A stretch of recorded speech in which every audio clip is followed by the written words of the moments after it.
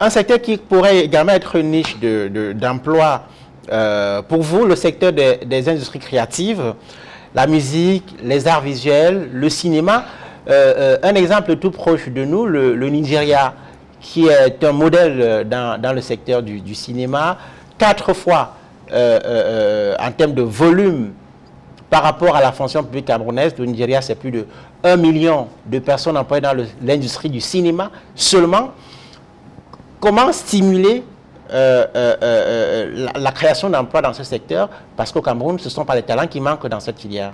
Alors, il y a la question de l'accompagnement des talents, il y a la question effectivement de la stimulation de l'accompagnement de ces industries-là. Ce que nous avons prévu, je sais que ça fait grincer des dents, c'est de travailler une taxe spécifique sur les transferts de fonds, la monnaie digitale, qui puisse être une source d'investissement dans le financement des industries culturelles et créatives.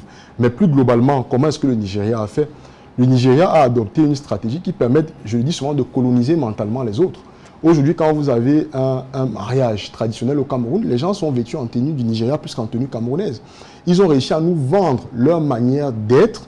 Et une fois que vous avez acheté la manière d'être de quelqu'un, vous achetez son économie. Donc vous allez regarder ses films, c'est de l'économie, c'est pas simplement de la culture. Vous allez vous habiller. Avec le label Nollywood. Oui, et donc nous, la marque pays dont j'ai parlé, parce que nous avons prévu de construire une marque pays, Cameroun, la nouvelle terre du partage, sera le principal levier sur lequel nous allons nous appuyer pour vendre l'image, pour vendre l'histoire du Cameroun, et en parallèle avec la facilité de taxes sur les industries des transferts digitaux, financés de manière concrète. Aujourd'hui, je pense que les industries créatives et culturelles, c'est 0,5% du PIB.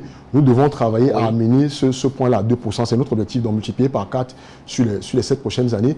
Non pas pour faire plaisir, mais parce que nous sommes conscients que une fois que la culture nous aura aidé à coloniser les autres pays sur notre manière d'être, notre manière de penser, notre manière de consommer, il sera plus facile pour que nos produits de consommation courante se déploient sur ces marchés.